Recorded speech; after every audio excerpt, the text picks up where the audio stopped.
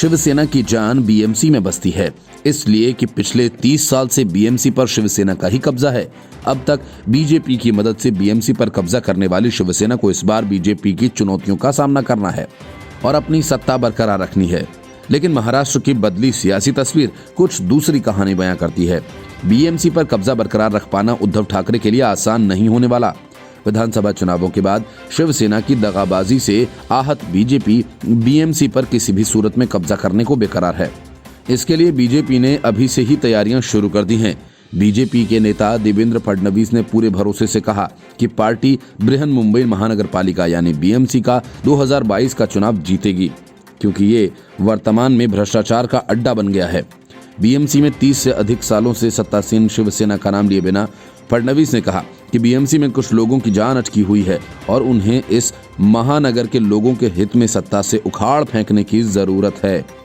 उन्होंने बीजेपी की मुंबई इकाई के नेताओं और कार्यकर्ताओं को संबोधित करते हुए विभिन्न मुद्दों पर शिवसेना की अगुवाई वाली महाराष्ट्र महाविकास अघाड़ी सरकार पर निशाना साधा और उसे विकास विरोधी करार दिया।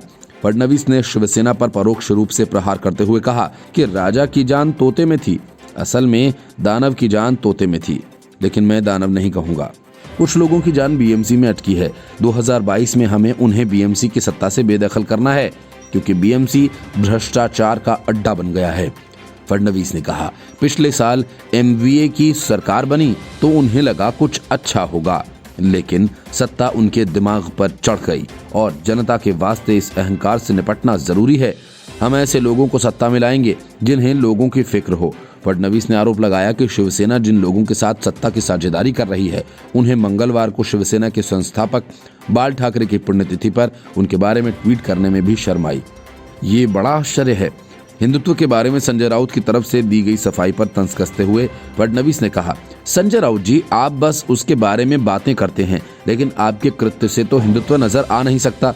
असल में जब से शिवसेना ने कांग्रेस और एनसीपी के साथ सरकार बनाई है, तब से ही हिंदुत्व के सवालों से वह किनारा कर रही है, लेकिन उसके साथ इस बात का दावा भी करती है कि उसने हिंदुत्व का मुद्दा छोड़ा नहीं है।